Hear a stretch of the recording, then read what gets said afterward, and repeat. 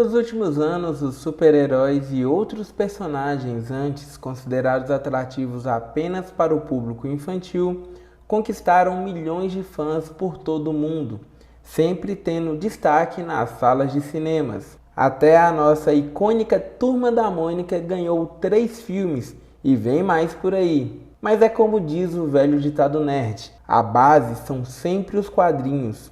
E hoje, nesta quinta-feira, é celebrado o Dia Nacional das HQs. Histórias essas que motivaram milhões de brasileiros a começarem a ler. A Turma da Mônica, por exemplo, do grande mestre Maurício de Souza, é um fenômeno mundial e conquistou fãs de diversas gerações. Aqui nas bancas conseguimos encontrar conteúdo para crianças, jovens e adultos, e muitos colecionadores se dizem apaixonados pelas famosas HQs. As pessoas ainda procuram muito a revista em quadrinho? Ó, hoje em dia, assim, tem muitos pais, né, que eles compram, eles trazem os filhos para tentar incentivar eles a lerem, né, sair mais de celular, essas questões de tecnologia. Mas também tem as escolas hoje, né, que tem muitas escolas que pedem no material escolar, né, aí é uma forma que está conseguindo vender dessa forma. Tem sim, eu tenho bastante, um público muito grande aqui de pessoas adultas, né, que gostam desses super-heróis, porque na realidade tem muitos aí que tem a classificação, né, indicativa. Então a criança já é mais violenta para criança, tudo, mas tem muita gente adulto que é o público maior que compra esses quadrinhos, super-heróis. Qual é o herói que você mais vende revista dele aqui hoje? Ó, hoje o Batman, né, Super-Homem e o Homem-Aranha, que são os mais tradicionais, esses são os que mais vendem ainda. Tento manter, né, conservar a banca com essas publicações. Muitas pararam, né, por causa do devido à internet, essas coisas, mas eu tento manter ainda. Rafa Santos, fã da cultura nerd e, é claro, dos quadrinhos, falou sobre esta paixão que tem desde a infância. É uma paixão que já vem desde muito jovem, né? Quando meu pai ia às bancas para poder se atualizar das notícias, que era bem mais presente o jornal impresso na época. Então eu me encantava com os heróis, né? Os heróis em si, eles me fascinavam muito.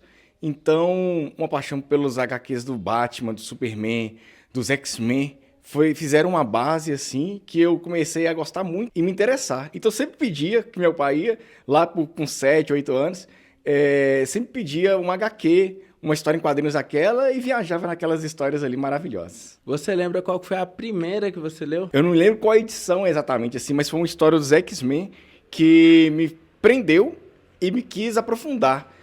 Desde que quando não se era usado o nome nerd de uma forma bem legal como é usada hoje, eu me lembro que eu já era um nerd, talvez, porque eu queria me aprofundar e saber quem era o escritor, quem era o desenhista, saber mais do personagem, saber da história. Então, desde muito jovem, eu fui crescendo com isso, sem usar o termo nerd, mas eu já cresci com essa paixão dentro de mim. Você que gosta das HQs e acompanha os filmes, como que é essa sensação de aquilo que você cresceu lendo, você poder ver nas telas hoje? Ah, isso é muito legal. Isso é muito legal porque é tirar da história em quadrinhos em si e trazer para a nossa realidade, para o nosso mundo. É como se aquilo ali, aquele desenho fosse realmente palpável e existisse. Então, foi muito bacana. Eu me lembro que o primeiro filme que eu fui assistir no cinema, sozinho, ainda muito jovem, foi Harry Potter. E eu tinha acabado de ler Harry Potter, as histórias de Harry Potter. Então, aquilo ali foi para mim fascinante. Eu fiquei encantado com aquilo. E então, cada filme que eu lia os quadrinhos e via ele se materializar, era ver uma evolução tremenda. Eu não tinha noção de quão forte seria uma história se materializar daquela forma. Foi nas histórias da Marvel, por exemplo, né, que fortaleceu muito esse termo nerd e trouxe muito público para isso, né? Mas a base é feita nos quadrinhos. Todas as boas adaptações, elas passam por quadrinhos antes. Elas passam por histórias antes. Então, eu sempre leio a história original e vejo as adaptações. Tem coisas que realmente não dá para adaptar do papel para a tela, mas quem trabalha nas produções sempre procura manter a fidelidade. E hoje você é pai, você passa essa paixão para frente? Assim, é muito legal ver que as crianças hoje, eu tiro pelos meus filhos, que eles têm uma paixão que às vezes não precisa muito do meu impulso, que já vem isso. Talvez uma influência indireta. Vem como eu já gosto muito, me interesso muito, e às vezes eu nem preciso chamar. Já estão ali participando com os jogos, lendo as histórias em quadrinhos, tudo começa com essa base, né? Eu sempre procuro colocar a base dos quadrinhos em si e dos livros. É isso daí que gera pro filme. Primeiro ler os quadrinhos, ter uma base sólida e forte, para depois passar para os filmes. Aí a comparação vai de cada um deles. E nesta quinta-feira é o Dia Nacional das Histórias em Quadrinhos. Qual que é a sua preferida, os seus heróis favoritos? Bom, eu tenho uma particularidade muito grande com o Batman.